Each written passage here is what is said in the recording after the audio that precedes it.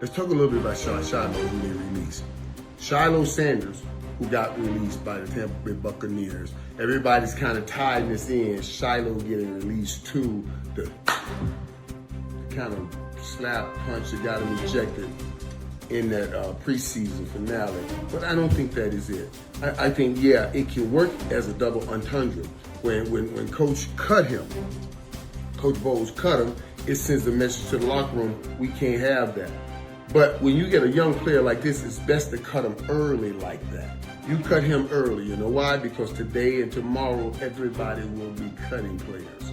And a lot of the veteran players. So the teams out here won't claim him off waivers because they know a rush of veteran players and are coming. And they have to save those spots to see if they can get one of those guys that can help them win right now.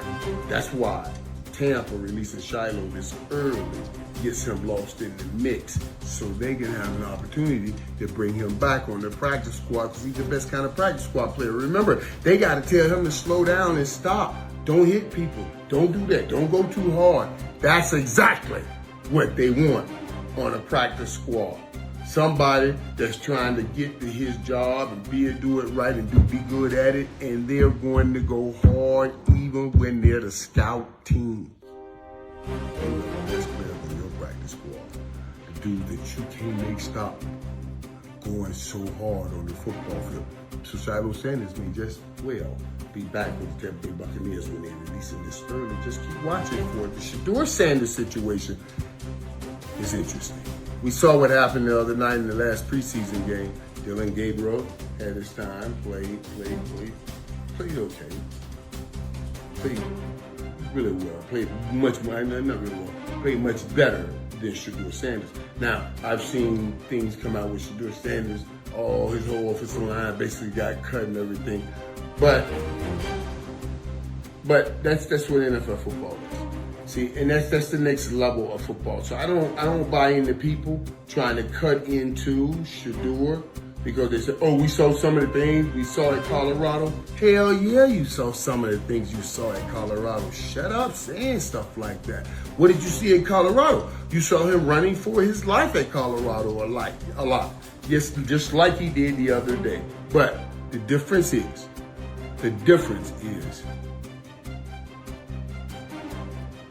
when he did get time in Colorado, he was considered one of the most accurate quarterbacks in college football. When you gave him time in that Carolina game, he looked pretty good. So what I'm saying is I understand that third level, that final level, and that great level, and the level that the greatest of all time played at all the time is, I know how to make a soft offensive line look good. I know how to make an offensive line that's average look great. Because Tom Brady, he's pre-reading everything. He's getting the ball out of his hand. That game, this is his kid's second real NFL game, and seeing defenses make it even more, a little more complex. Offense putting in a little bit more, and you're learning right now. You can't control the whole game for the offensive line just yet. You're trying to slow down the game in your own mind right now. That is what I saw the other night, and all of that. If that one play where he does duck and dodge bullets back in the backfield and make a throw, short pass, and the running back drops the pass, he could have been running with it right now today. If he had caught that ball, it's 2 days later, he would still be running right now. And he did not. And that would have made a whole difference in Shedeur Sanders' night. That one play. So I'm saying, I don't know. It's going to be interesting to see what happens next. But better believe it, I'm going to jump in the locker room and talk to you guys about it.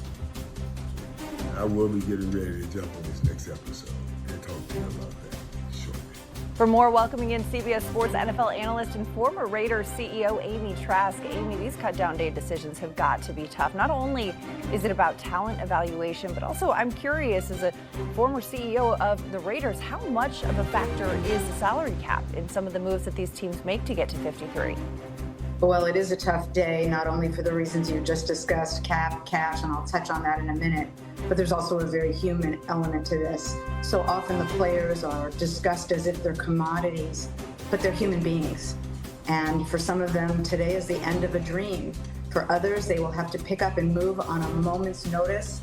Some have children who are in schools, and then you don't know what to do with that.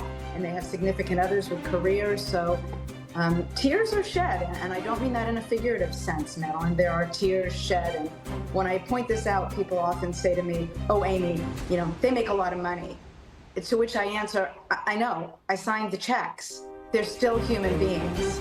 But as to your question as to cap, we hear about cap all the time on cut down day. Everyone's talking cap, cap, cap.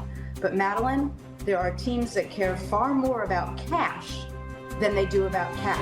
The cap is a method of accounting, and yes, you need to factor in cap considerations, but there are many teams that care more about financial ramifications of the roster, cost, profit and loss, as opposed to simply cap.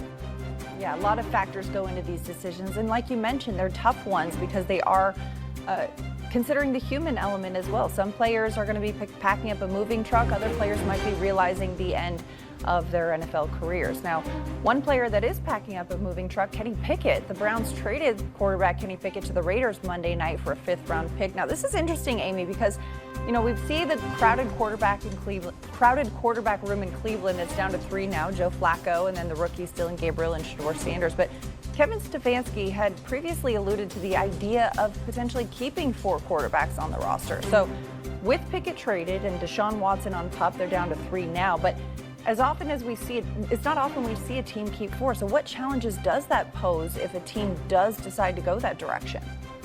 Well, I like this trade. I like this trade for Las Vegas. I like this trade for Kenny, and I like this trade for Cleveland for the reason you just said, Madeline. I think it's tough to keep 4, and I think it's tough for a few reasons. Cleveland has got to figure out what the heck they are doing at the quarterback position. And with only 3 on the roster, recognizing that Deshaun is still not ready to play, you're going to be able to focus more on developing those quarterbacks. 4 quarterbacks is a crowded quarterback room. And of course, you're taking an extra spot on the roster that could go to someone else. So I like this trade for Vegas, I like it for Kenny, and I like it for Cleveland. The Browns, of course, going with the veteran Joe Flacco as the Week 1 starter and the rookies as the backups. The Falcons going another direction. They're moving forward with second-year quarterback Michael Penix Jr. as their starter, and Kirk Cousins remains QB2.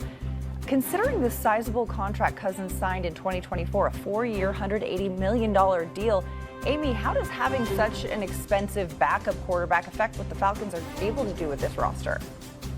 Well, at this point, they may regret having entered into a contract of that magnitude because, as you noted, he's not starting.